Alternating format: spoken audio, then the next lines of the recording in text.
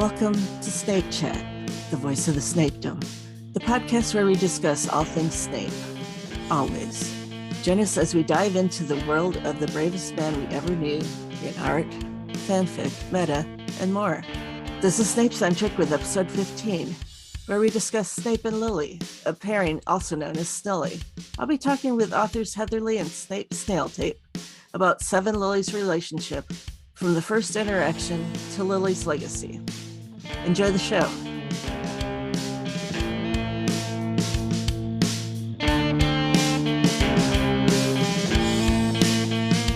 Hi, this is Snapecentric. I'm here with Heatherlly and Snapesnailtape. Oh, yeah. Hello. Our topic for today is Snape and Lily. Heatherlly and Snail are both Snily writers. So what is it about Lily or Snape and Lily that appeals to you? I'll let Snail go first. Okay. Yeah, I guess in terms of why I like them as a ship, I think they fit a lot of the fictional tropes that I tend to like in a ship. I love the whole childhood friends thing.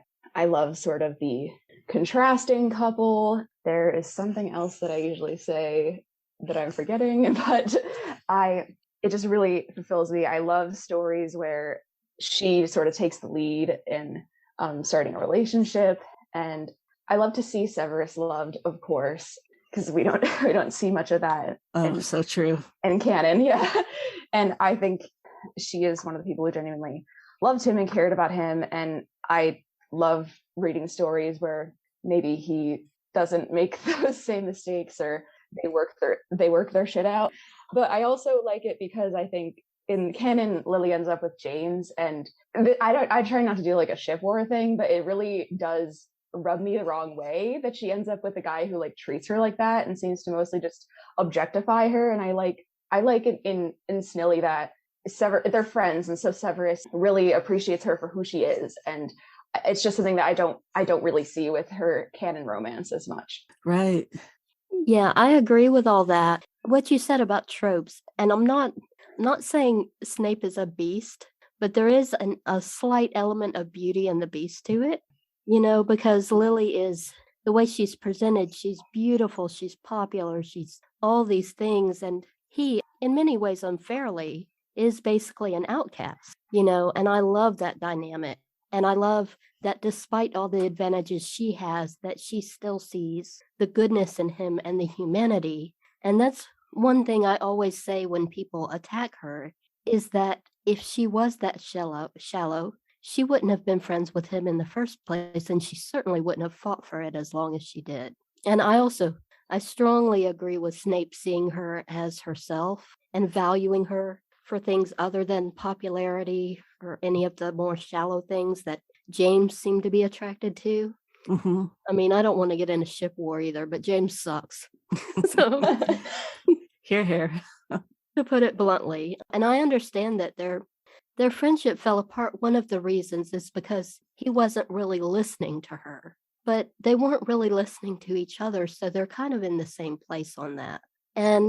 But in other ways, he really did see her in ways that James did not. Like, for me, a very strong issue with Snape and Lily versus Lily and James is the issue of consent. Absolutely. Because, as much as it killed Snape, the moment she said, "I want to be left alone," he left her alone. And James is the opposite of that. So, Right. Yeah. Oh, well, see, this is such a good topic. Yeah.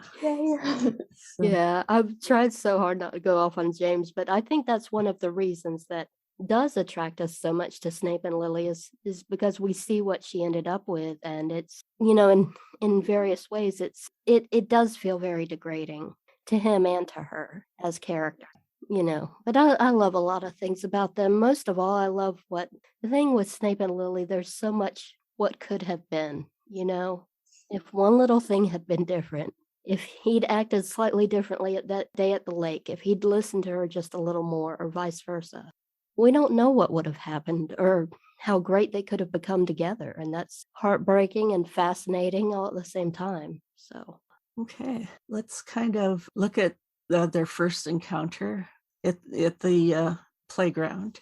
Snape is watching with greed. I hate that word, and she uses it twice. Do you really? Why? I think greed is not the right word. It just doesn't capture, I would say, longingly or something like that. Yeah, and that's probably what I would have used too. I love J.K. Rowling as a storyteller, but as far as a writer, technically speaking and choosing the right words, that's not always her biggest strength, and that's okay, but I agree, I would have used a different word. Yeah. Yeah, I think people latch onto that word and they think it makes him creepy or a stalker. When I think clearly he saw somebody who was like him, and he was a lonely kid and he wanted a friend. And I don't think it's anything more than that, really. Or it's just the idea that like he was inherently predatory for loving her in any way, just because of who he was, that people always bring up. And I think that's awful, because I'm sure that's something he did think about himself, and it's not true, and it's so harmful. And I hate that people just consistently bring that up in critiques of his character as if it is a moral flaw. You know what that is? That's pure projection, because everything he ever did was the opposite of creepy. I mean, going back to what we said a few minutes ago, leaving her alone the minute she asked him to, that's the antithesis of creepy. And they also say that about him pining for her after she died. Well, that's not creepy either.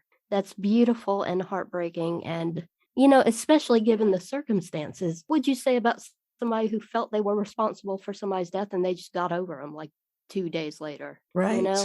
I mean, anybody who truly loves another person would never get over that. No. Not a predator. I agree. No. And yes, the nature of Snape's feelings are so fascinating. Yeah. I guess somewhere JKR described it as a courtly love, that maybe he loved her outright romantically, or however, before her death, but then afterwards it was more of an abstraction. That makes complete sense to me. Yeah. In stories where Lily is alive, however, I love the romantic love and the sex and all of it. Yeah. It's very physical for me. So yeah, because they're both such passionate people. I mean, it just you jump to that conclusion. So, Yeah. And you write it very well, by the way. Oh, thank you. Yeah. I appreciate that. So Snape walks up to Lily and says, "I know what you are. You're a witch." Yep. Blunt and to the point, as always. Yeah. He just had no clue, I don't think. No, it didn't cross his mind that she'd be offended by that, because to him, he's been raised to believe that witch is a good thing. I do think that draws an interesting contrast between their worlds, because even though Snape has a muggle father, he still thinks witch is a good thing. And that, to me, shows that even before he goes to Hogwarts, he's somewhat sheltered from muggle realities. Yeah, I never really thought about that before, but it's, interesting. Yeah, my headcanon is that was something that Eileen used to comfort Severus when Dad was being abusive. Yeah, I can see that. Yeah. You're magical, and just telling him stories. Yeah, just wait till you get to Hogwarts. I have that in my work in progress fic too.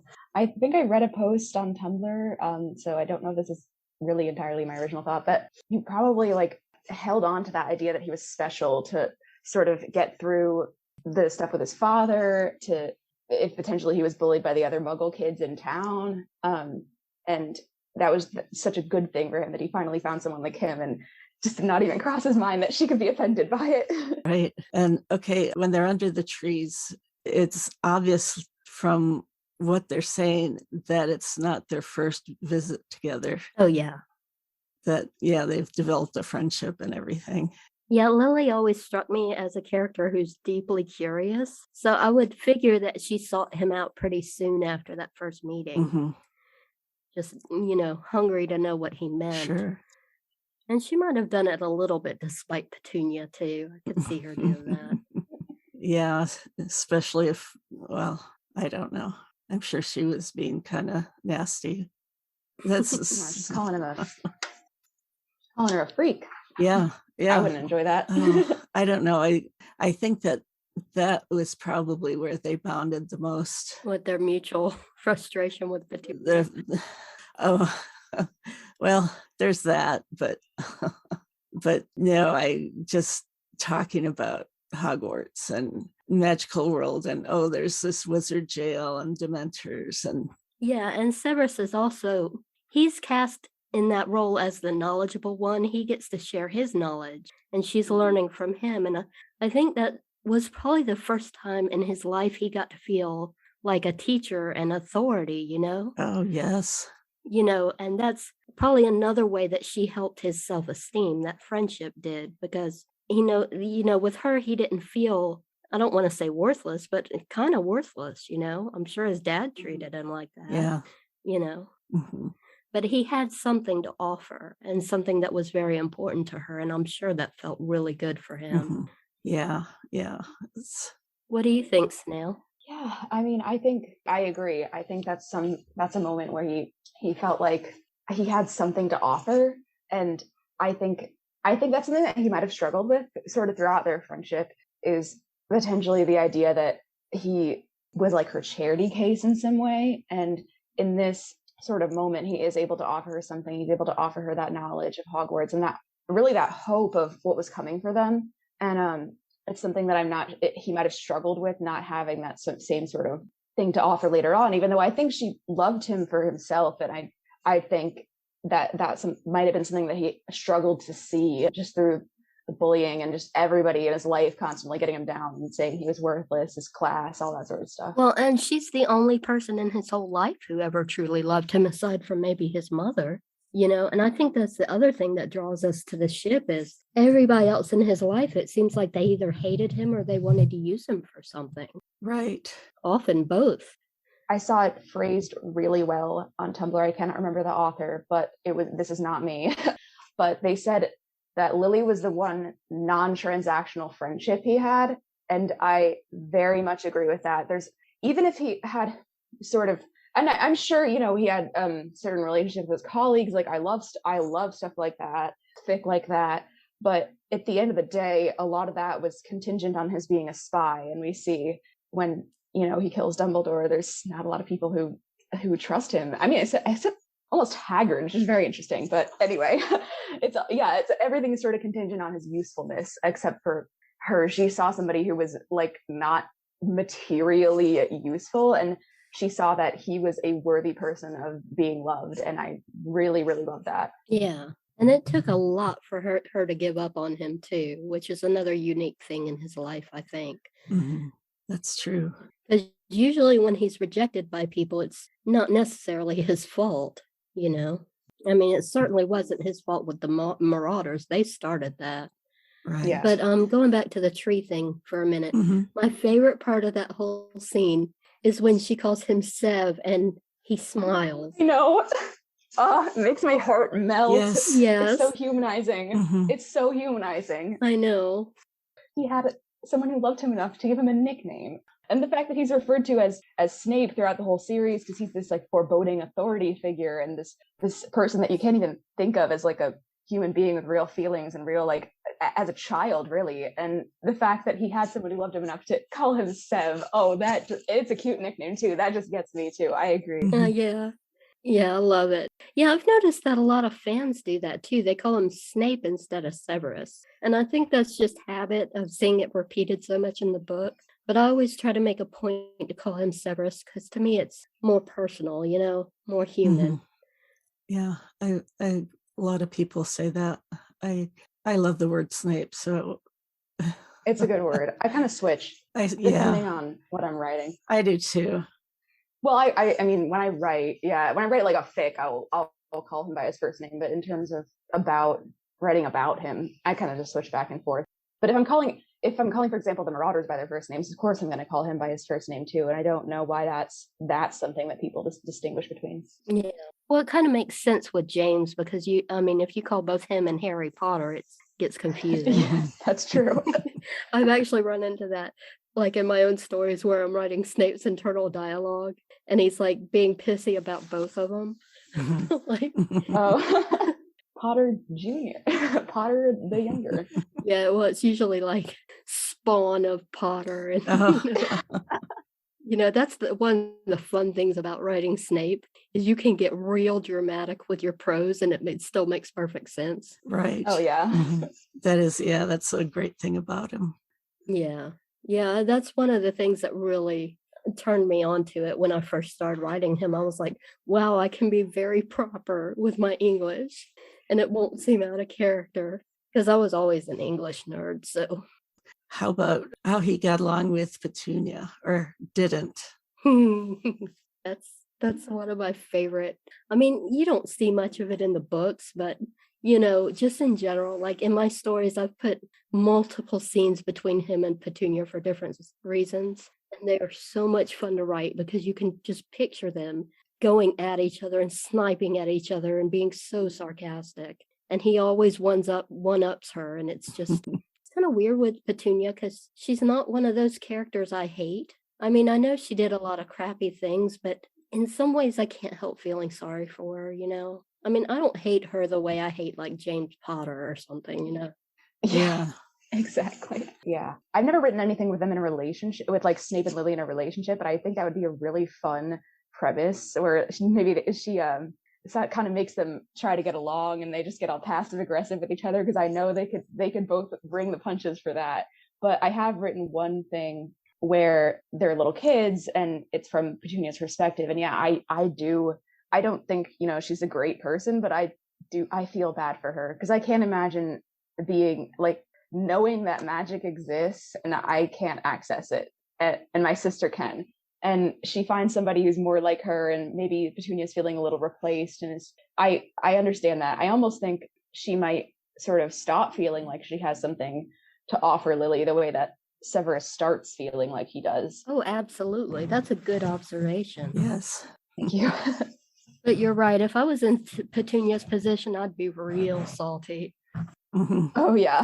I'd be pissed. Because I mean, she had to have already been jealous of Lily. I mean, just, by virtue of being prettier and more outgoing and all those different things, just muggle things. And then magic on top of it. Yeah. I mean, you already get, when your parents have another kid, you already get, well, I don't get all the attention now, so I can't even imagine how the whole magic thing would have just exacerbated that. And you feel like sometimes your parents are favoring the younger kids and stuff like that, and then the whole magic thing happens, forget about it. Right. Yeah, I've only written Snape and Petunia interacting as adults. Okay. In some ways, that's more fun. Oh yeah, I can imagine the sniping. Yeah, so usually in those, does Snape or Severus he knows how Harry's been treated? Yeah, he has more reason to be mad about it in one story than the other, because in one of the stories, he knows that Harry is his son and nobody else knows. So he's real pissed. Oh, I bet. And in that one, he shows up after 6th year after Dumbledore dies, and he shows up to Privet Drive to, basically take Harry into his custody rather than the Battle of the Seven Potters and all that. And so he's basically bossing Petunia around and, it's just really funny. Oh, uh-huh. And Harry still doesn't know the truth, so he's confused about, okay, why is Snape doing this? Why is he suddenly on my side? Mm-hmm. Does he still want to kill him? Kill Snape? Kill Snape, yeah. No, because he knows that Snape didn't murder Dumbledore. Snape does a sleight of hand where the whole astronomy tower thing takes place, but Dumbledore does a different way because Snape tricked him into it, essentially, into giving away the ruse. So okay. That's the story I mentioned. That's both Snape, Lily, and Severitas. Severitas. I don't even know how to pronounce that.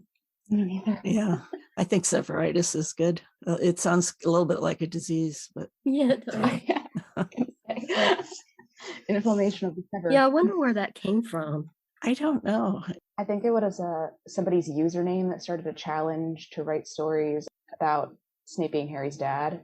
And then that's just what those types of fics are called now, I guess. Oh, really? Oh, interesting. I'm not sure where the username came from, but yeah, I think. I don't know. I wasn't there. Yeah, anybody listening to this, I love that trope. If you know any good stories by that trope, please share them. Yes, please. I bet it's in the deep, dark days of fandom. Yeah, it was not like before my time, but it was before my cognizant of the internet time. Oh, okay. Yeah, my Harry Potter time started in 2012, so I'm kind of a late. I didn't realize. Well, it's weird. I listened to Snapecast. This was another podcast that started in 2006. It's no longer here, but that was my one fandom thing that I did. I didn't get into fan fiction at that point or any sort of online. So I'm sorry I didn't, but there are so many cool people Yeah. Absolutely. like y'all. Thank Well, you. thank You too. My problem was like in the early aughts, I was just too busy with other fandoms. You know, Mhm. Oh, it took me a while to Sure. even get to Harry Potter. my mom was into Harry Potter at that point. But Do what? my mom was into Harry Potter at that point.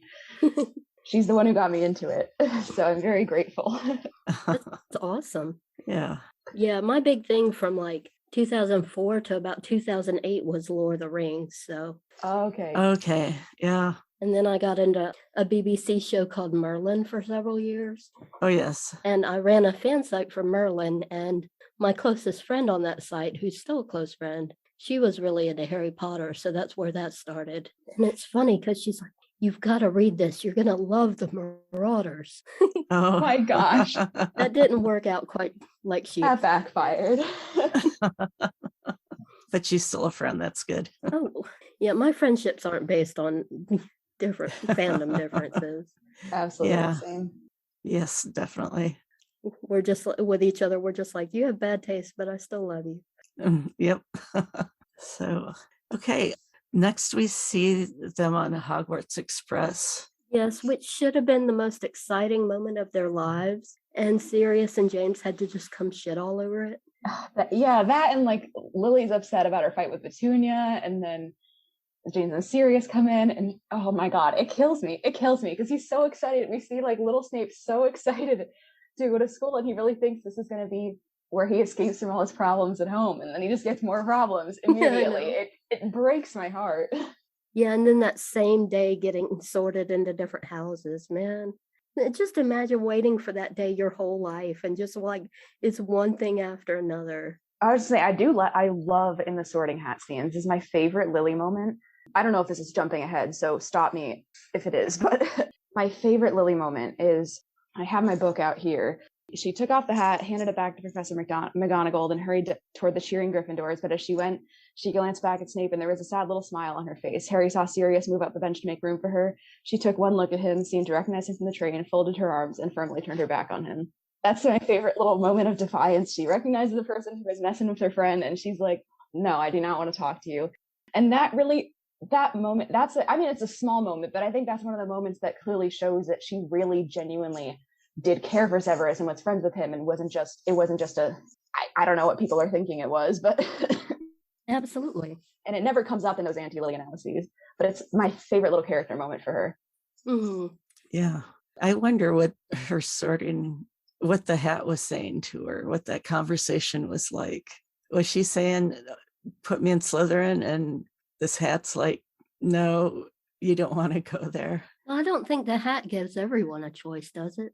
I mean, because sometimes it reacts so fast. That's true. I guess it depends. I know, I don't think they let Muggleborns into Slytherin.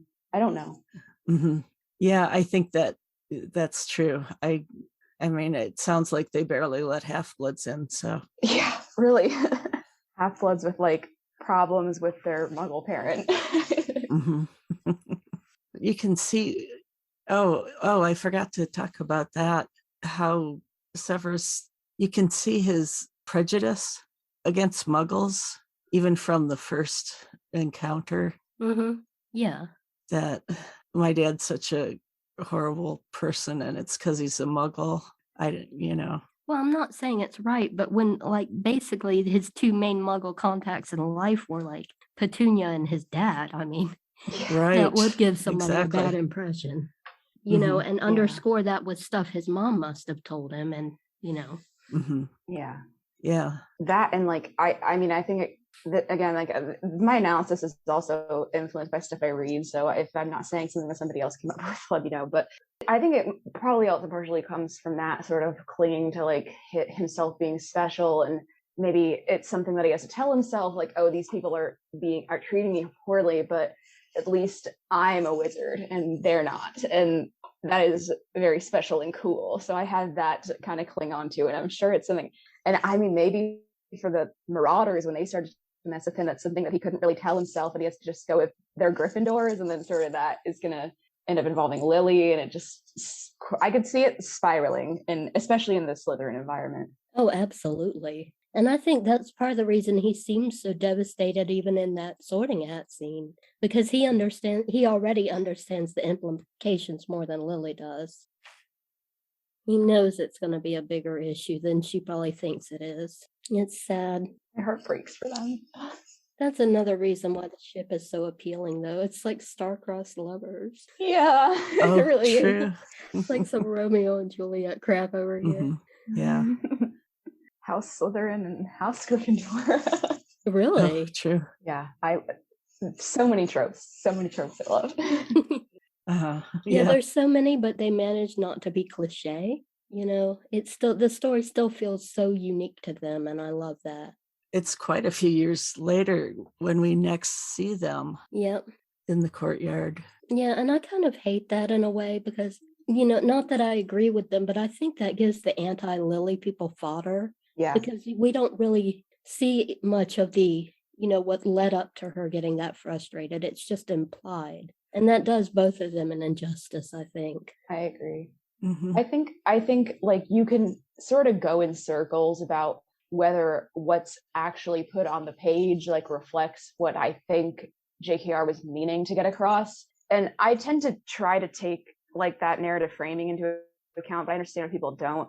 I mean, I think this is something that somebody said on something I said, but when she says, Sev, we're best friends, I think you are meant to take that at face value. I don't think it's supposed to be her like bringing him along or looking for an excuse to get rid of him or that sort of thing. But I can see, because I guess the Prince's Tale is sort of meant to be an explanation of why he did what he did, like the things that he regretted. But like, I think because you don't see a lot of those like pure friendship moments, it becomes difficult for people to understand that and understand like why he did so much of what he did, which is why like a lot of my stuff is just fluffy pure friendship moments. But I think that like little sorting hat moment is like one of those very subtle moments that shows that she really genuinely did care for him.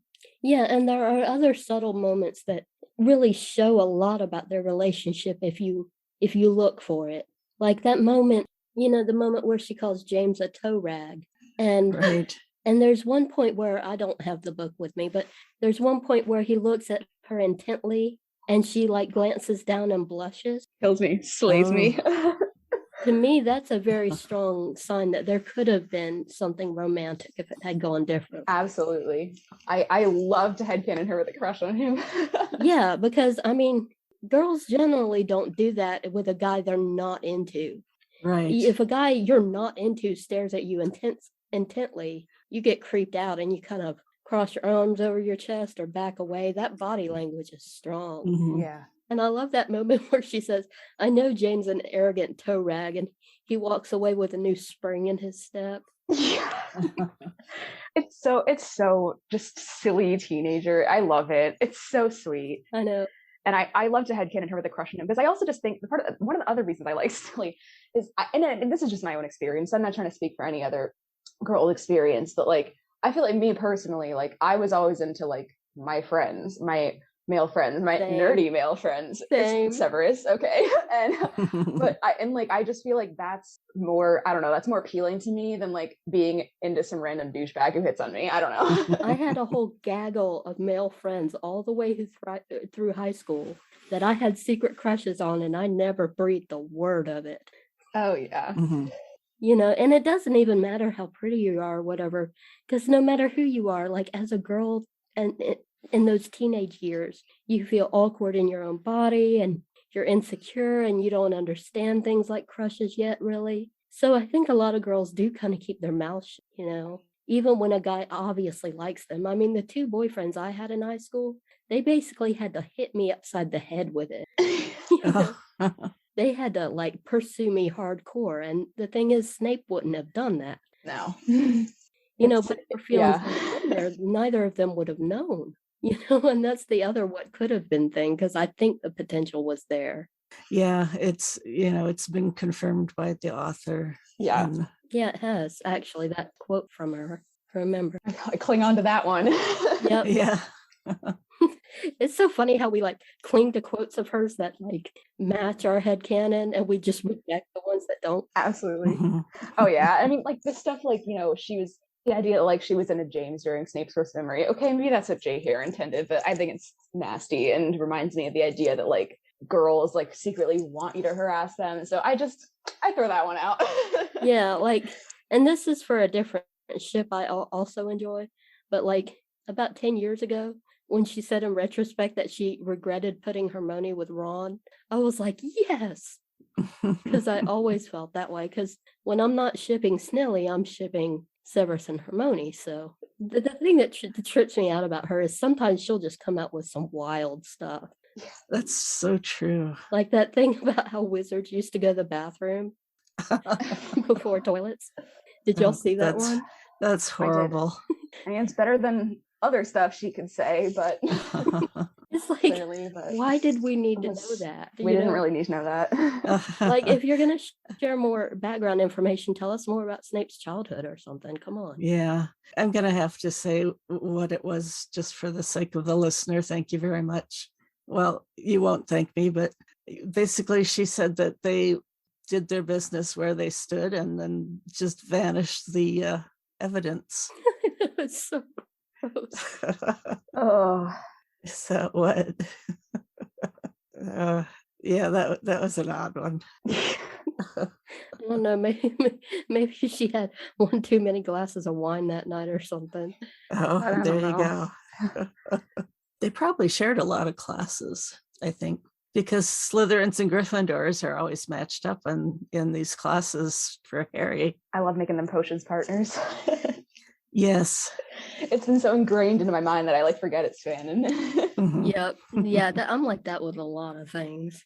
Oh, that's something that is interesting that some people who are kind of anti-Lily say, is that, I'll say this more, in chemistry, that she was just taking advantage of Severus's genius. Like, what basis is there for that? I think it's sexist. I'm just going to say that. Thank you. Well, Thank you. I do think it's sexist. Yeah, so many, I have lovely reviewers on my story, but occasionally I get like a reviewer that's very anti-Lily, and they'll just go through my stories and bash her chapter after chapter, no matter what she does. Yeah, I'll just say that is why I turned off comments on my work in progress, mainly. Well, no, I mean, I don't care. I just go back at them. I don't care. But they will say Yeah, you have the stomach for it. Yeah, I said I don't like going back at people, but well, hey, if you ever want to turn your comments back on, I'll go at them for you. I don't give a damn. Yeah, they will say the most sexist shit, and they will blame her for everything, like stuff she has nothing to do with. And I'm like, come on. And it's like, we're talking about a 15-year-old girl, and you expected her to do everything perfect, but then Severus gets a free pass for his mess ups. You can't have it's fair to say that they both made mistakes. That's fair. But to canonize either of them and just vilify the other is just, it's unrealistic, inaccurate, and in Lily's case, it's often sex. Just because she was beautiful doesn't mean she was shallow or a tease or a user. Right. Mm-hmm. In fact, the fact that she was friends with him, but to begin with, even when he had very little to offer, proves the opposite.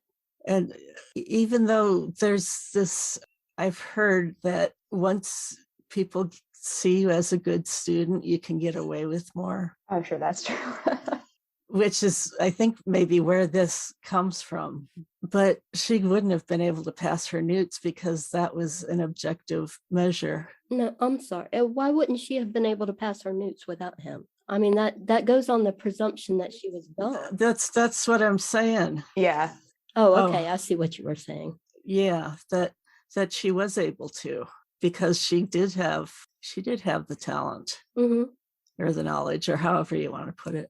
I think it's perfectly plausible that both of them were equally good. And I like the first thing I wrote, which is not my favorite, but it has like sort of them encouraging each other, both having ideas, both getting really into it. And I like the idea that that could have been part of the basis for a friendship for them. But I think it's perfectly plausible that Snape was no less talented than her, but that I don't think he's the only reason she was talented either. And I completely agree. I think that's a good point, that she couldn't have passed her newts without him if she wasn't already talented herself.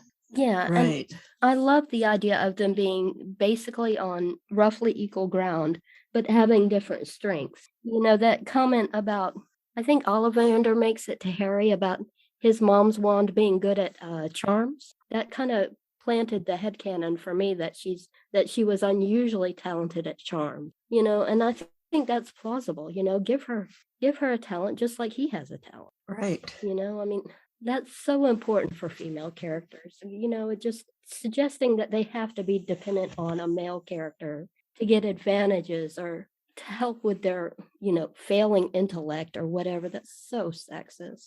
It is. They want to cry.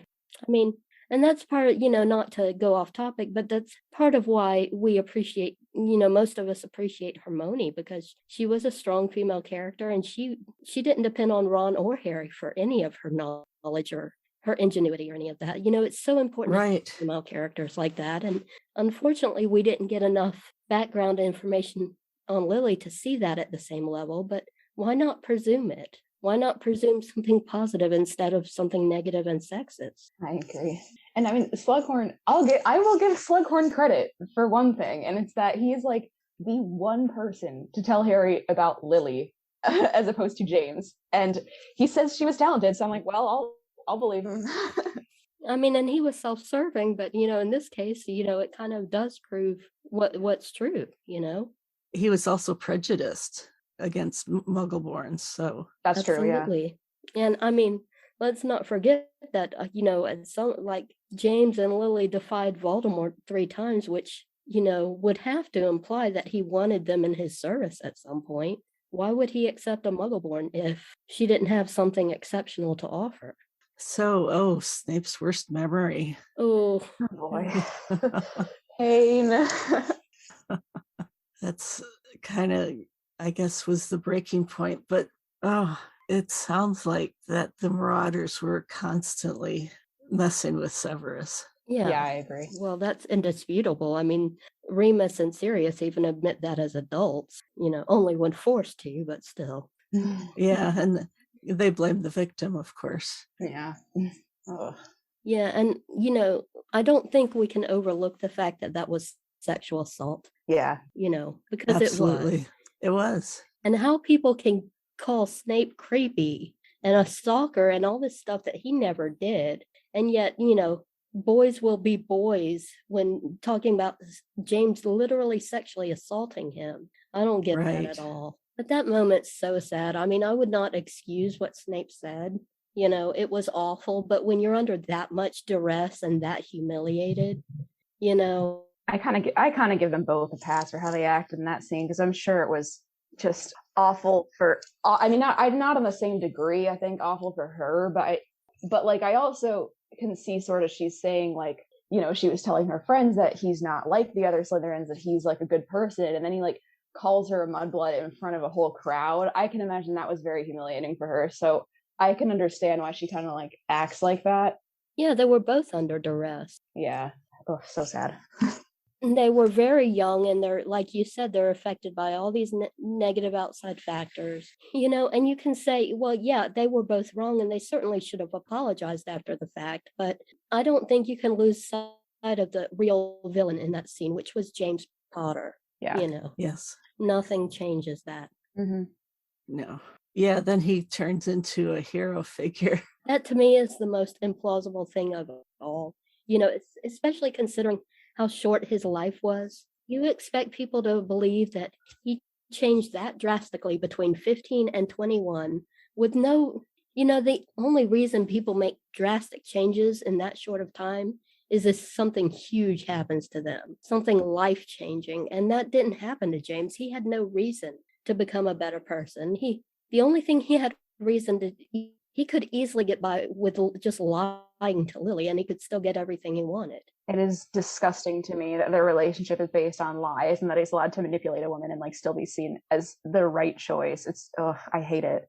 I do think it's reasonably, I mean, this is something we don't see, so I don't think you could bring it up in arguments about James, which is what his fans like to do. But I could see, maybe towards the end of his life, when his life is getting threatened, maybe he thinks about the stuff he's done throughout his life, but that's only really towards the very end. And it's also not canon in any way. It's just me being perhaps overly charitable.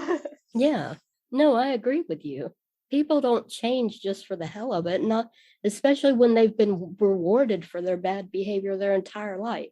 He treats Snape like shit, he gets the girl. Like what incentive is there to change? And he sees Lily, and Lily is really treated as a prize, and he wins this prize, and I hate it.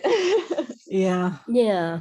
Yeah, and besides, we see examples of his asshole behavior after Hogwarts too, like with Vernon and Petunia and stuff like that. Yeah, and like it seems like he's making her do the fact that she just turns into like a wife and mother in her letter to Sirius, just it kills me. And that's her only identity, and she's the one who's staying at home with Harry, and he's the one who's like going out, and I don't like it.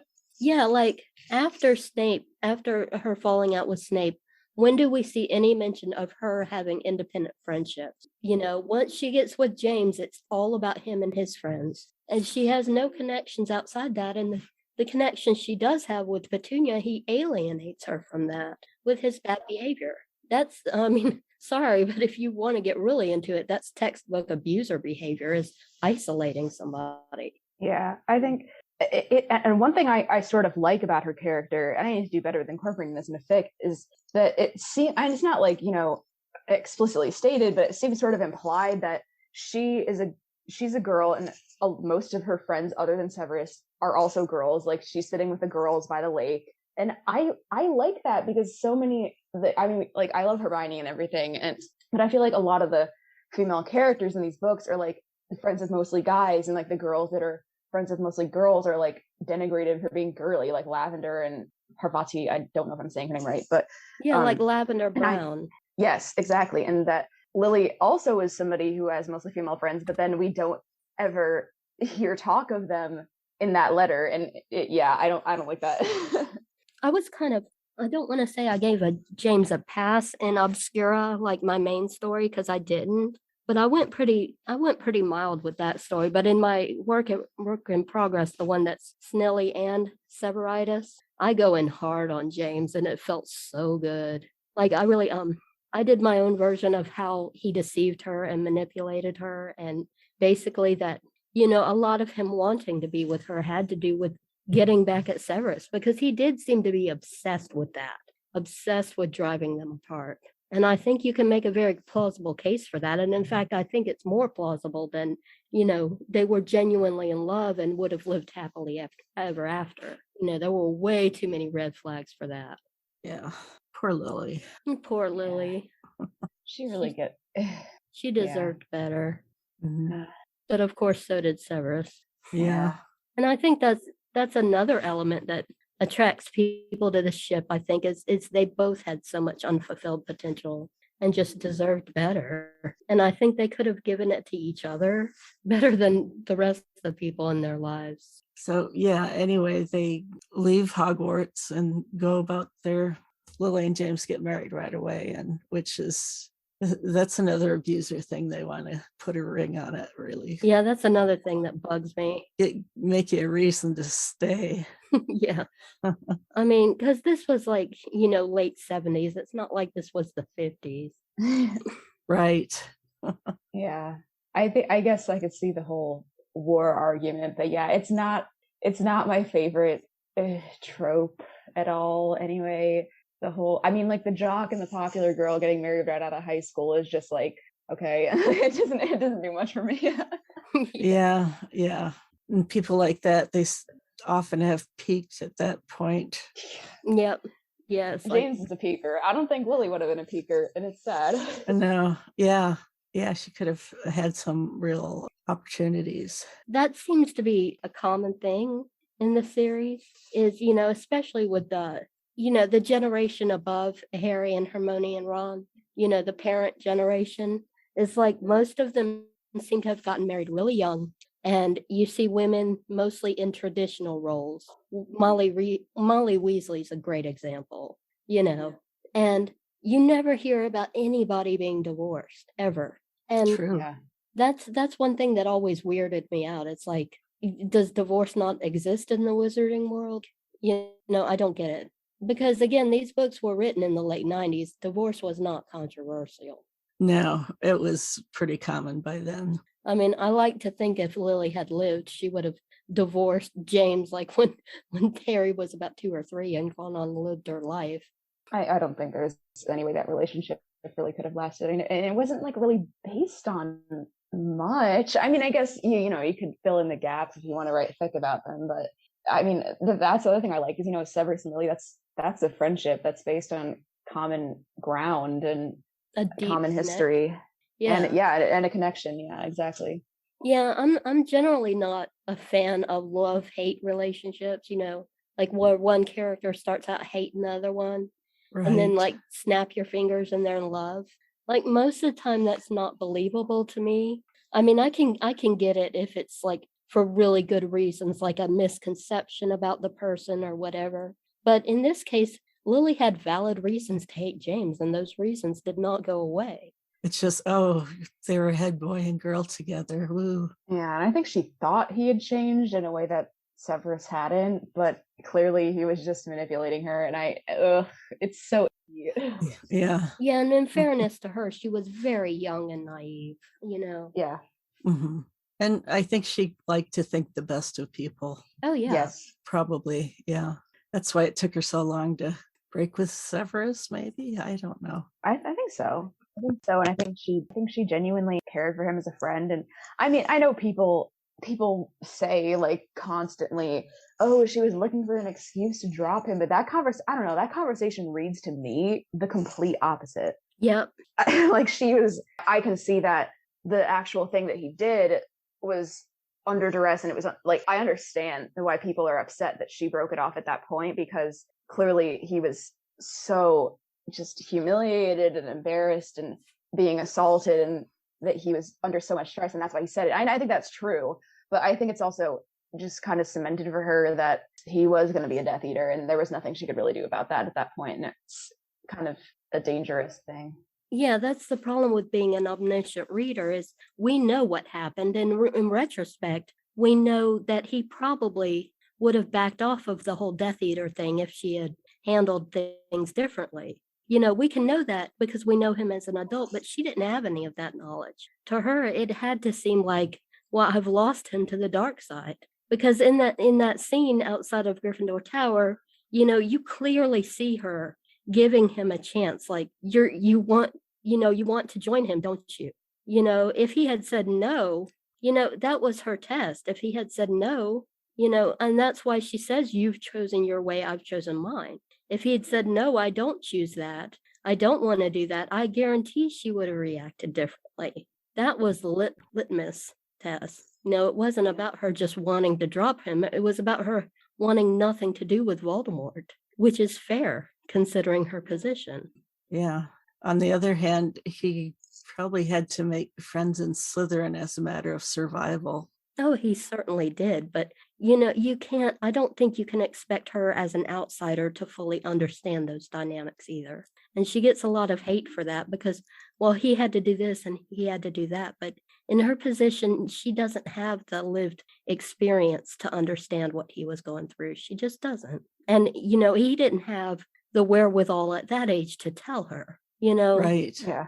I mean, would he? And I mean, Severus is a very proud character, even at that age. I mean, you honestly think he would have told her, well, I'm scared and I feel vulnerable and I feel like I have no other choice than to be friends with these people?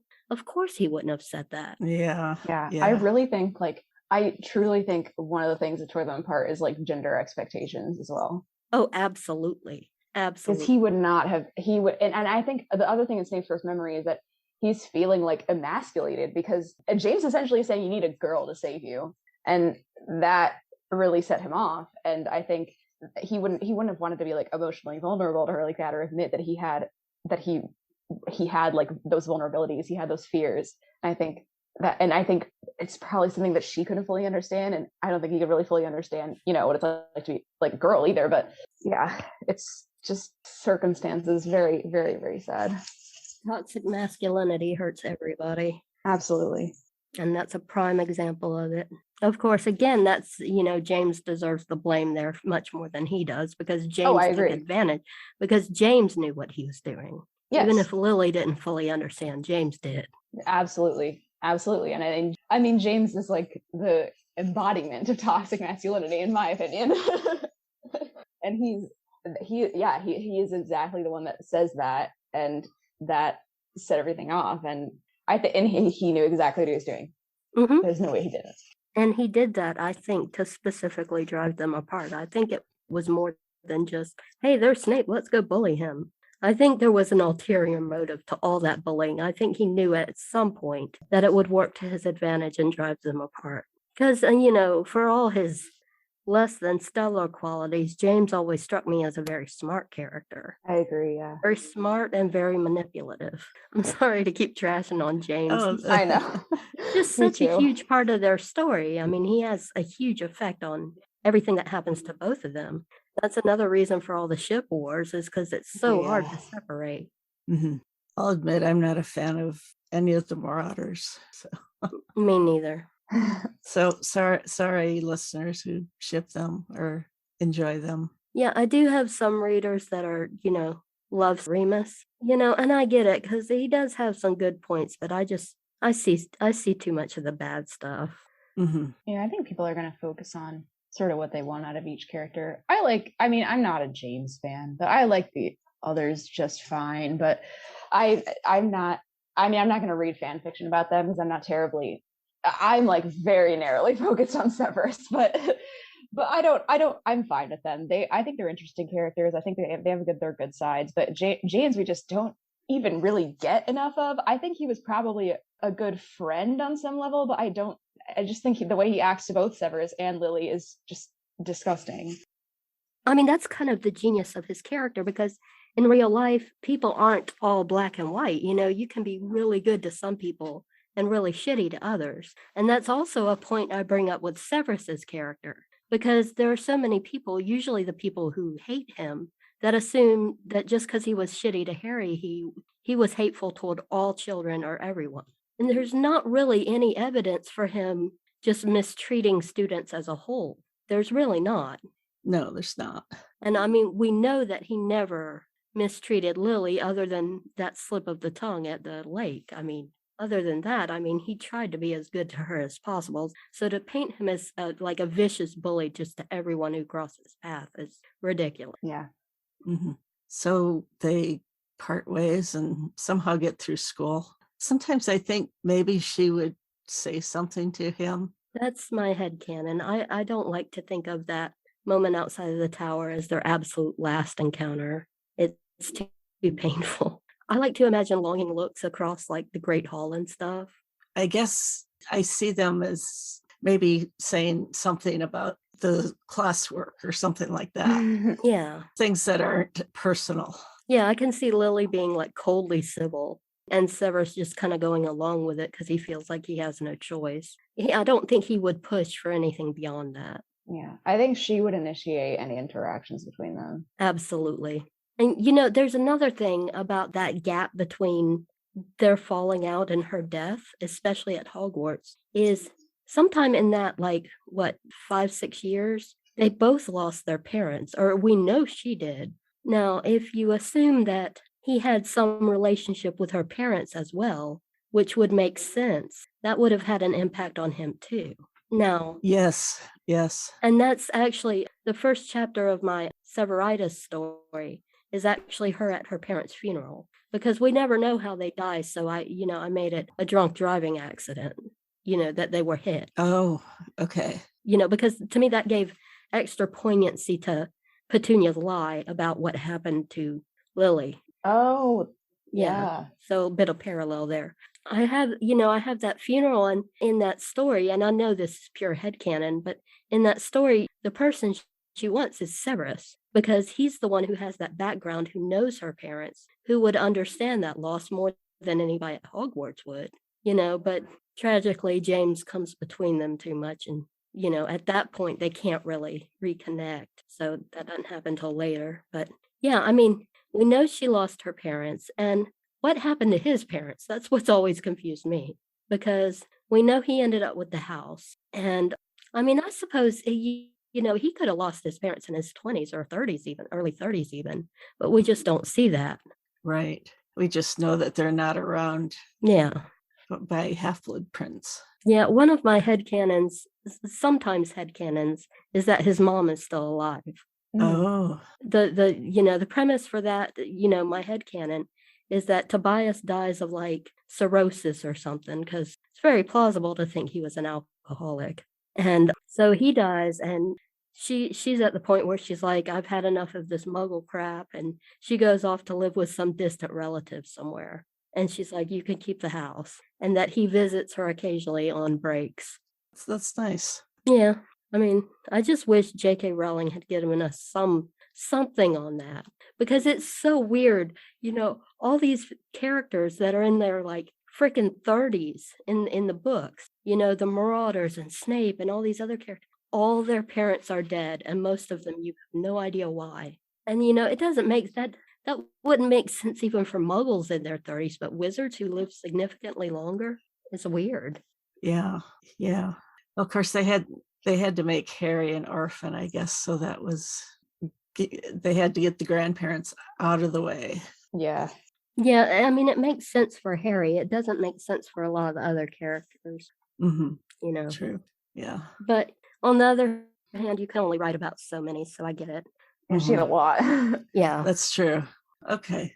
So they leave Hogwarts, and I don't know if they say graduate in England or how they put it when they complete apparently they don't have graduation ceremonies. No, but on the other hand, I play a little fast and loose with stuff like that, because this is a fictional school, It's Sure. not like a regular English school. So I don't know. I just say they graduated.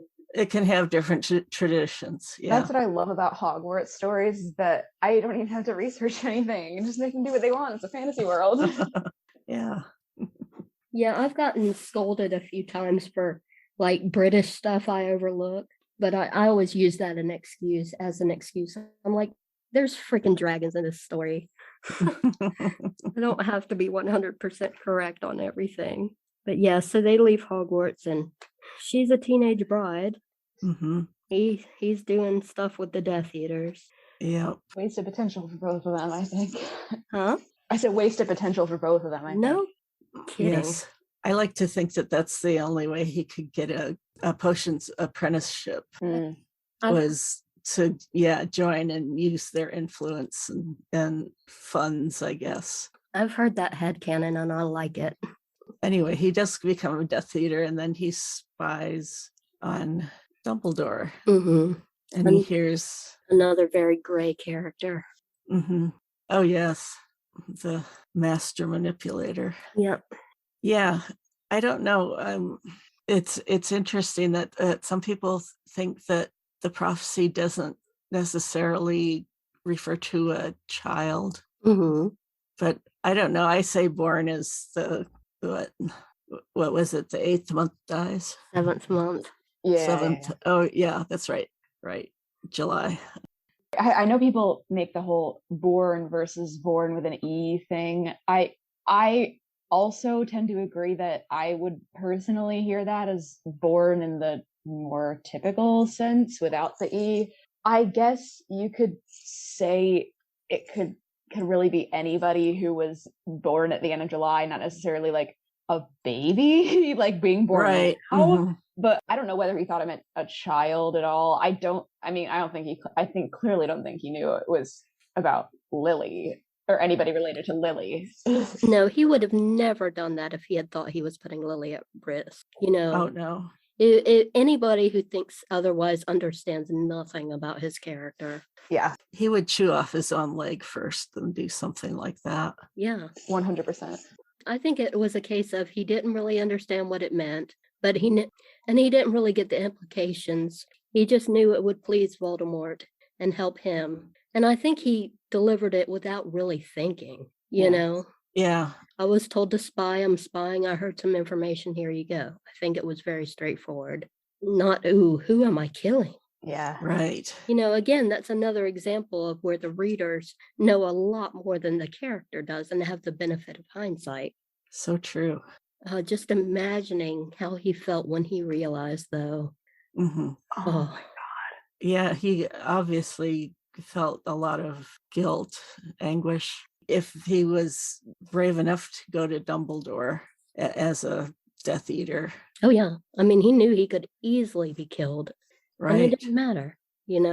If there was one iota of a chance that he could save Lily, he would have gladly died for that. I mean, I think we can interpret his Death Eater years in a number of ways.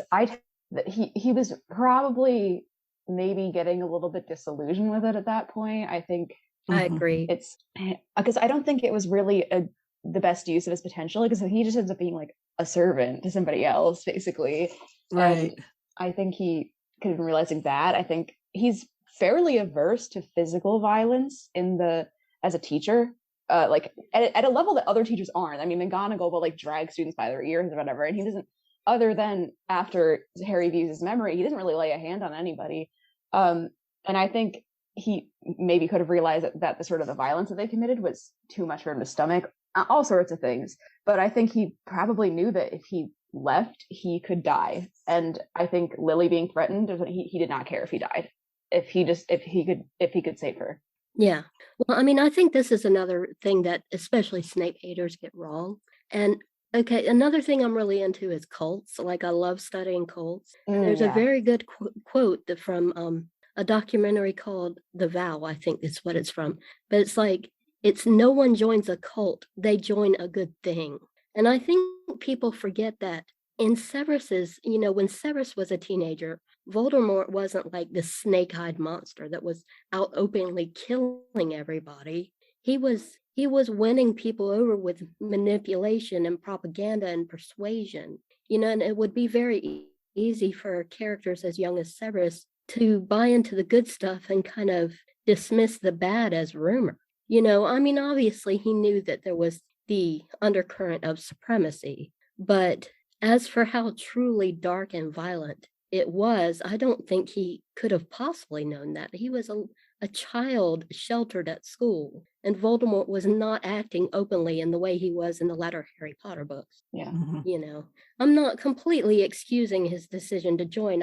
I'm saying I think he honestly did it under at least partially false pretense. And I think the same thing about Lily like marrying James. Yeah, exactly.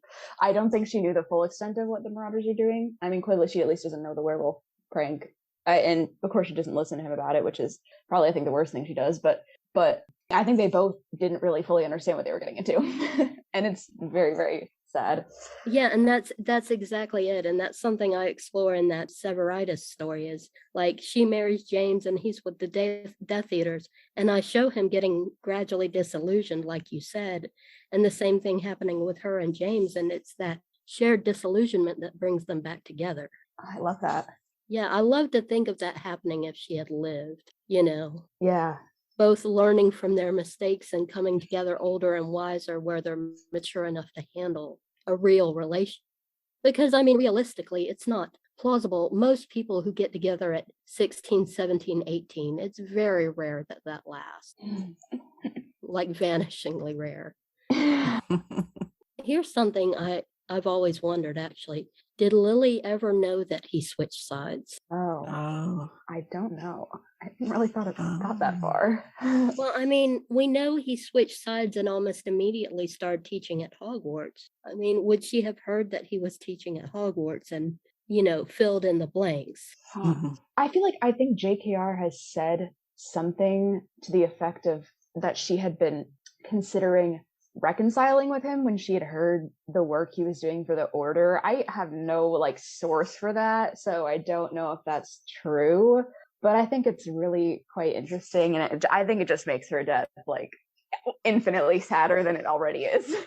Yeah, well, you don't have to have a source. I'll still choose to believe it. I mean, as sad as it is, I would prefer that to her dying still believing he was a villain. That's true. Yeah, that's whether she said it or not, that's just my new headcanon. Perfect. Yes, thank you. New headcanon. So, okay, then alas, it didn't work, and Lily and James were killed. That's one, overall, I strongly prefer the books, but that's one thing I love in the movies that is not in the books, is that scene where he shows up at the house and he's cradling her body. That kills me every time. It's very emotional. I hate that people like make it into a creepy thing. Oh my Yeah. gosh. But I love it. They're stupid. Yeah, I agree. I actually did an art piece of that scene, but with the book characters as I see them. Yeah. And somebody, and I posted it on Tumblr, and somebody left a comment. Like, I can't even remember what they said, but it was so nasty. It's like, violating a dead woman's corpse. And I'm What? like, Oh my God. like, yeah, and I mean, as if that hasn't been like in other movies. I mean, they cry over like Cedric's body too. So get off your high horse, is what I say. It's like, man, that takes a sick mind and some serious mental gymnastics. Oh, and he's, letting the baby cry. The baby's fine. The baby is in a fine for a crib. He is safe. Yeah, and I mean, I'm sure he knew that somebody would be along to rescue the baby. I mean, that's not like, it's not like he's like, you stay here and die, Yeah. I think with the logistics and everything that he couldn't have been there, but I don't have the references for that. Yeah, logistically it's a stretch, but it's just such a heart-wrenching scene. It is. Yeah. Rickman played that really good. Oh, Alan Rickman ate that up. I love that.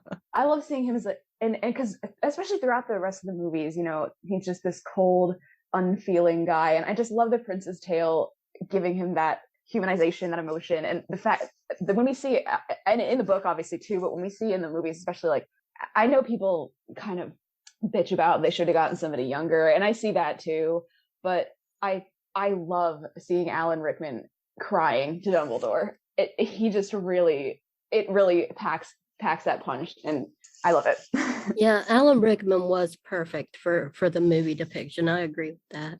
Mm-hmm. I did not love the actress they chose to play Lily, because I could buy him being younger in those scenes, because I always kind of picture Snape looking like, worn and hard living and stuff, But Lily, I mean, she looks like she's in her 40s in that scene where Harry's a baby, and I just don't have the the dissonance. What's the word? Cognitive dissonance. Yeah. It takes me out of it, But she did fine with the part. I mean, I just picture her differently. That's all. Yeah. If they had initially gotten younger actors to play James and Lily, yeah, then 10 years later, yeah. I mean, I think she wouldn't look 40.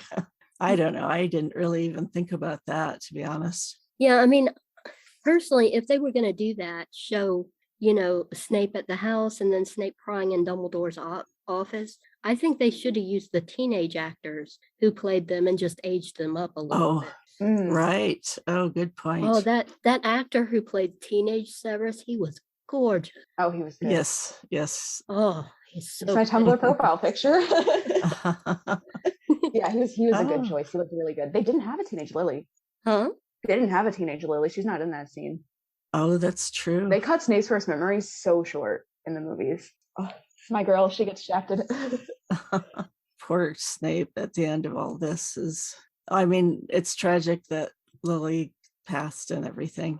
And that one of their friends turned on him, Yeah. That's I think we've pretty much covered that part of the outline. What I'm thinking about is what happens after that. Okay. Yeah, he's in Dumbledore's office. Mm-hmm. And that's when the whole thing comes up. That's when his redemption arc begins. And he deserved a redemption arc. So fuck y'all that think he doesn't. They're probably not listening anyway. So Yep, fuck them. But you know what I often think about with that scene is all those years before Harry shows up. I mean, because, you know, in the books and the movies, we see, you know, we only see that and 10 years later. You know, I think a lot about the 80s. Like, Right. what was 80s Snape like? You know, he's just going through the motions, teaching, waiting for this kid to grow up enough to come to Hogwarts. You can't help but wonder what his life was like. It's, Right. you know, I mean, just having to go on with his life when his grief was still so fresh. Yeah. And I mean, he was actively teaching at that point. So he'd have to just keep going to class. Yeah. Oh, God. And being head of house. I don't think he got any bereavement leave. No. And like, you know, like Snail just said, I mean, going back to that house at Spinner's End, you know, every time he went home, he had to, everywhere he looked, he would have seen childhood memories with Lily. Oh, yes. Oh, my God. And I think that's part of the reason he didn't leave. I'm sure it made him feel worse, but he didn't want to escape from that grief because he felt like he deserved it. So I think there was a real masochistic edge to his character, you know, and staying in that house is just symptomatic of that because he could have gone anywhere. Yeah. I think he is one of the most emotional characters in the series. And I think it's interesting because his main like magic thing is hiding all that, but I think there's a lot of turmoil below the surface and a lot of love below the surface, and he's just very, very human, and that's one thing I really love about his character. Yeah, I love exploring that in ways that go beyond the books or the movies because there's so much potential. I mean, you could write other characters like going all out for love and it wouldn't seem believable, but you can write Snape doing anything in the name of love and it fits perfectly. Right. Yeah, it's beautiful. I mean, it's tragic in canon, but when you take it and make it something a little happier, it's so fulfilling. And I'm sure you feel that, Snape, when you write Snail. Snape tape, whatever. The tongue twist. Sorry. I'm sure you feel that when you write your fluff. Yes. Because it's so much emotion and so much happy emotion, and you know, and also because he's one of those characters who you know would never ever take love for granted or the good moments for granted, and that makes them so much more meaningful. I love him so much. Yes. Oh, I was gonna say one other thing about the depth of his character. I have had many other favorite characters through my life, and I've only been obsessed with them for like 2 or 3 years max. I've been obsessed with this dude for 10 years, and I'm nowhere near tired of him. And that's a testament to what an amazing character he is. Oh, so true. Yeah. Oh, we should talk about his Patronus. Yes. Oh, yeah. I mean, first of all, the fact that you see this foreboding, dark guy who everybody's thinking he doesn't seem like he feels anything. And then his Patronus is just this like one of the softest animals in the animal kingdom. I love it. Yeah, I love the whole Patronus thing. And I love it when people use that to try and claim that James and Lily were soulmates, you know, because his was a stag. And it's like, you know what stags do? They rut and then they leave. Oh, so true. Yeah, I love the matching Patronus thing. Yeah, me too. Plus, you know, that also gives snary people some. It what? Oh, because Harry is a stag and Snape is a doe. Yeah. It's like snary. Oh, it's right there. Oh. They tried. The Jilly people, I mean. Oh, yeah. I like that about them running and leaving, though. That's, yes. it's so true. Yeah. Just in the lake scene where he puts the sword of Gryffindor in the pond. I'm sorry, it's a pond. I wish we could have actually seen that scene. Oh, yeah. I mean, like seen Snape actually do it. I can't imagine what was going through his head. Yeah. Oh, right. My brother spoiled the arc for me by accident because I guess he had found some sort of character encyclopedia and he hadn't gotten to this point in the book yet, and I had gotten to the Silver Doe scene but not like the ending, and he was like this thing says Snape's Patronus is a doe. What does that mean? Because he was like a little kid. Oh. And I was like, oh no. Oh. But anyway, total side tangent there. Sorry about that. Oh, don't feel bad. I spoiled the whole series from the get-go. Like in 2012, I didn't even know what happened. Like I had missed all spoilers. But when that friend recommended them and got me to start reading, she's like, the minute I started telling her I like Snape, she's like, don't read ahead, don't look at spoilers. And I immediately went on Wikipedia. Oh. Oh no. I spoil everything for myself. Oh. I like that instant gratification. Oh. Yeah, I'm the opposite. I just love to get the surprise or whatever. Yeah. I mean, I don't know. I like it both ways. I mean, one of my regrets for getting into the fandom so late is I missed out on all that like breathless anticipation for the next book, especially after Half-Blood Prince. Because I've read all the speculation, like a lot of speculation fic from back then. Oh yeah. Oh man, I would have been so into that. Jasmine, mom, what that was like. So, yeah, I don't know. I guess is that point that even 17 years after, I think it was 17 years after Lily's death, is that he has love that strong that makes such a beautiful Patronus. I know.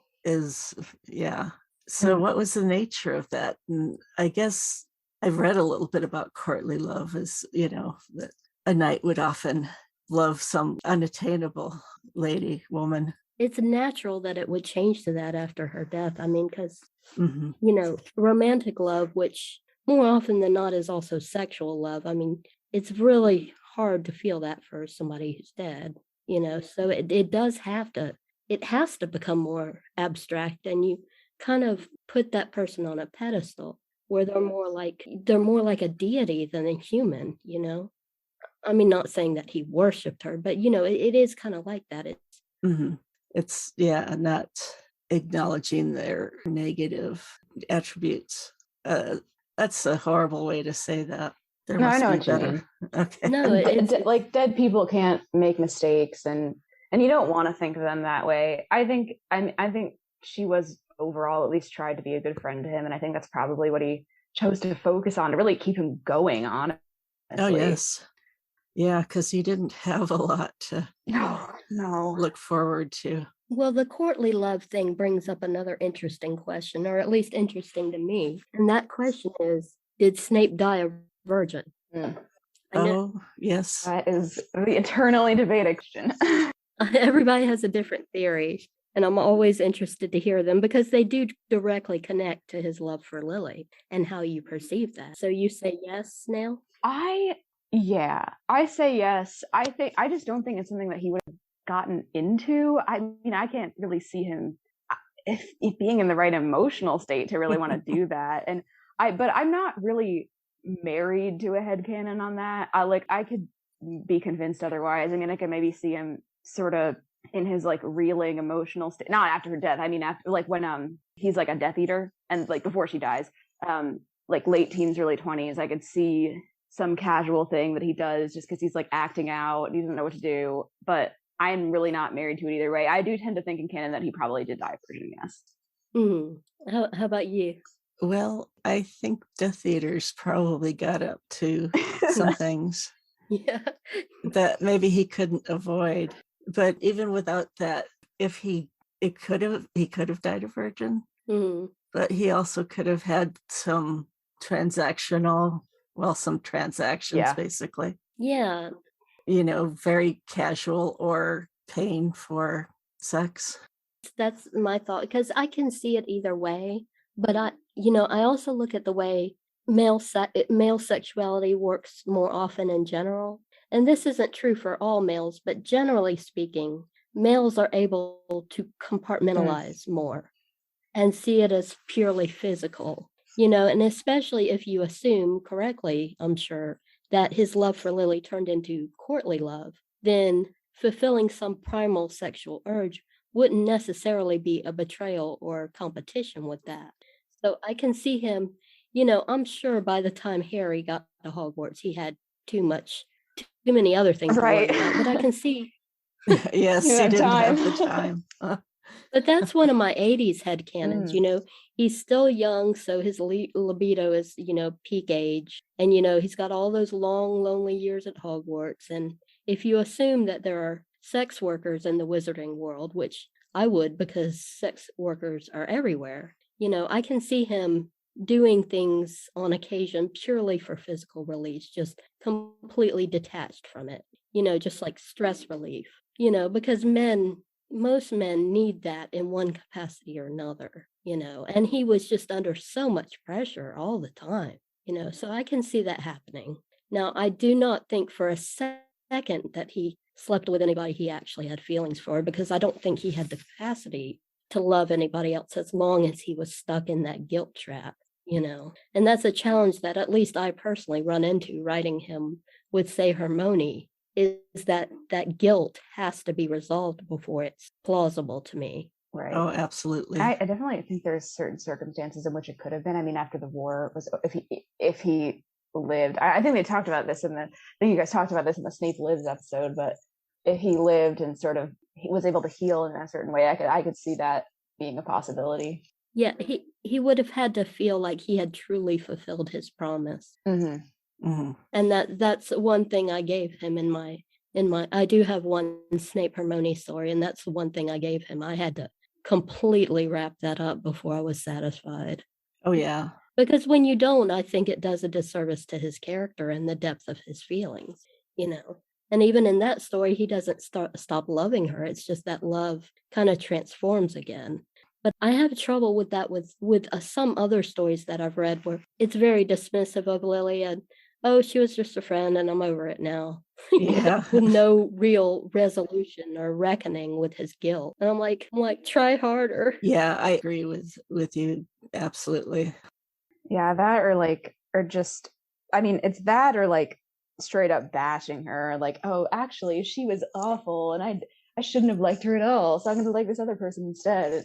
Yeah, I think it does a disservice really to both their characters, and really to whoever he's being shipped with, because I think they should be able to stand on their own merits without having to put somebody else down. This is probably a good time to start talking some fics, huh? Woo! Yeah, let's get. I feel bad because I've already brought mine up multiple times. Well, that's all right. Why don't you tell us the names of them? So we will have links to all these fics, of course. Okay, well, my main completed work, and the one most people have heard of in the Snape fandom who've actually read it, Obscura Nox Anime, which is Latin for the Dark Night of the Soul, and the story basically follows canon in which Lily ostensibly dies and Snape goes on with his life like in canon, but what he doesn't know is that she actually survived. And the way she survived, it's complicated, it's better explained in the story, but she's hit by this ancient spell that basically keeps her soul alive and she's able to transfer to animals. So she lives in different animal form for years until he finally figures it out, and he's challenged with working on a way to bring her back, but meanwhile the war's heating up and he's becoming more and more constrained, and yeah, it gets messy, but in a good way. That's a long story. That's almost the length of a Game of Thrones novel. That's Oh, wow. And my other two, Snape Lily, are, if people are into like their teenage years, those stories would work better because that first one is specifically them as adults. For the teenage ones, I have a one-shot which Snail read for me like a week ago. It's called Your Way and Mine. And the premise is they've already had their falling out, but they end up meeting one more time over winter break because she finds out that his father died, and she comes to give him sympathy, and they kind of hook up, and it's all complicated and bittersweet and stuff. And it's left kind of open-ended. I'm not sure whether I'm going to turn it into a multi-chapter, but I might. And then the last one is the one I've referenced repeatedly, which is the Severitis. The first half of that story is the gradual building of Severus and Lily's relationship. It starts right after they're falling out. She ends up with James. He ends up as a Death Eater, but they find their way back to each other. And James is like, if you like villain James, this is a good story for that. They actually end up having an affair, which is how Severus ends up being Harry's father, but he doesn't know that until like Half-Blood Prince. So when he finally finds out, it's very emotional, and he basically has to win Harry over and help him win the war. And, that brings in all sorts of things like, he knows he's not willing to be framed as Dumbledore's murderer, because then he would have no chance with Harry. It's him like maneuvering his way around that and kind of outwitting Dumbledore and, doing the work to reconcile with Harry. And it's the first half is very angsty and emotional with Severus and Lily, and the second half is very angsty and emotional with Severus and Harry. But yeah, that's my main three, and they're on fanfiction.net and Archive of their own, and they will be on my own Snape side if I ever bring it Great. back. That sounds like some good fics to dig into. How about you, Snail? Okay, yeah, so all my fic is just on Archive of Our Own. I mostly write one-shots, I mostly write fluff, and I mostly write their teenage years, so I have a kind of a narrow focus, I know.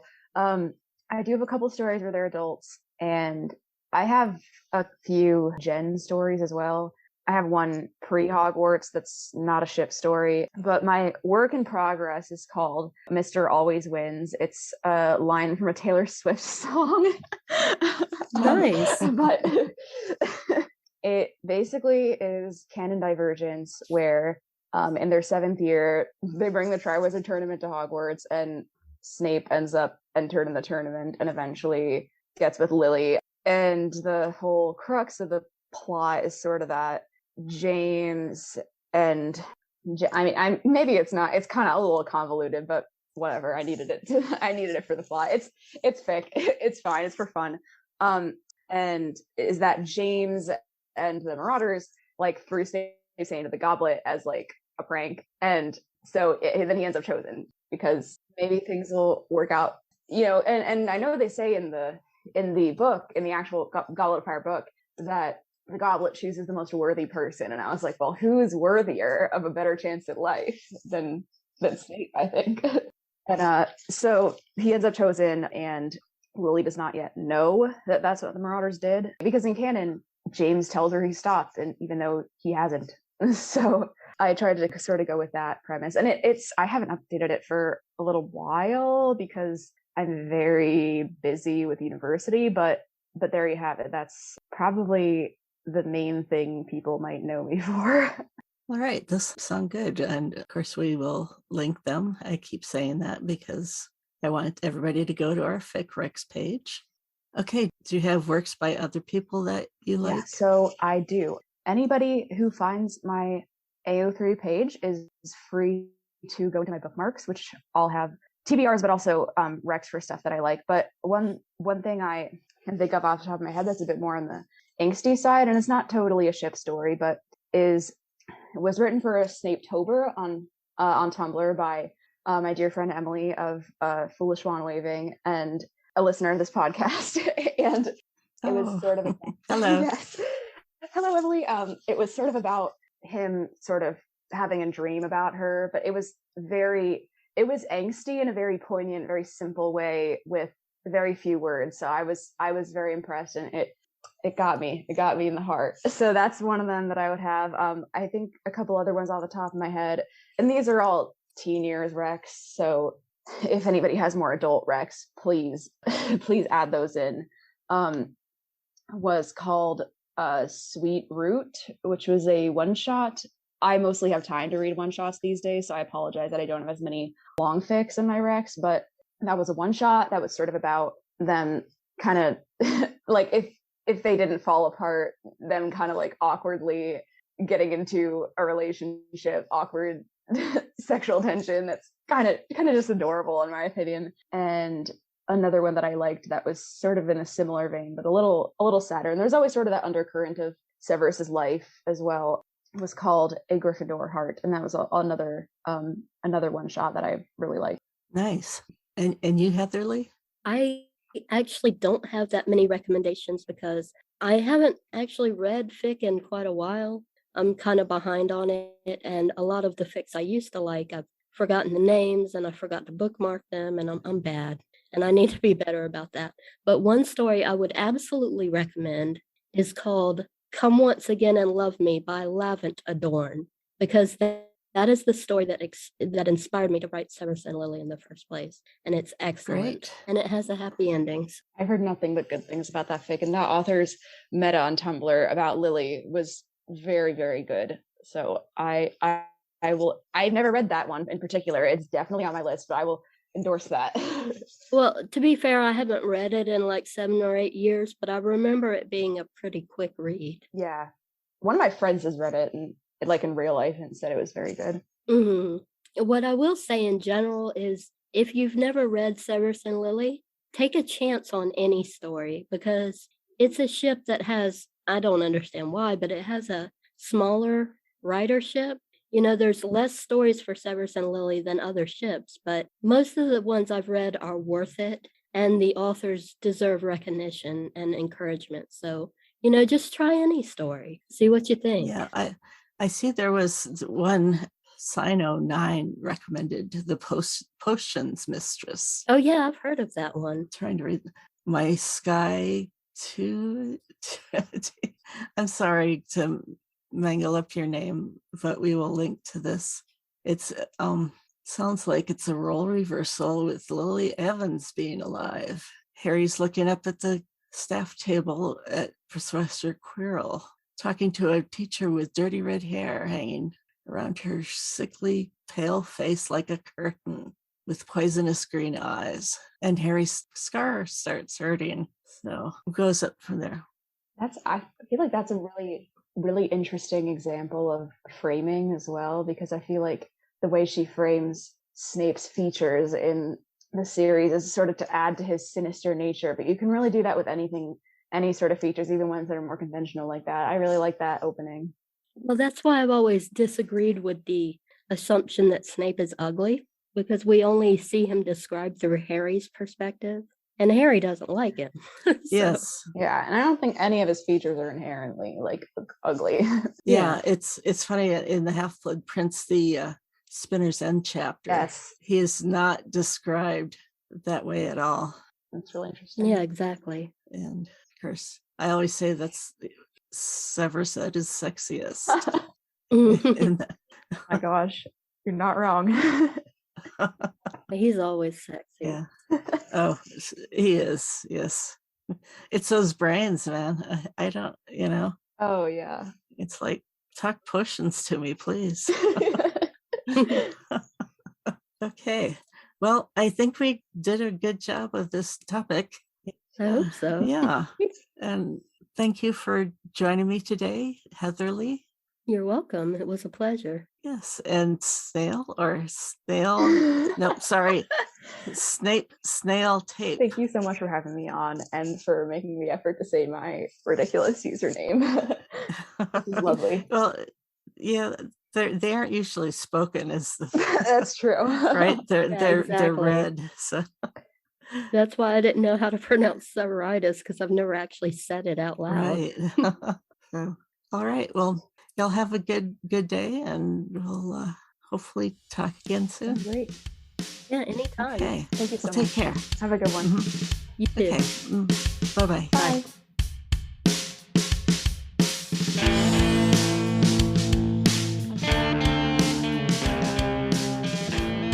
I hope you enjoyed this discussion. Thank you, Heatherly and Snail, for the excellent talk. And here we must say goodbye.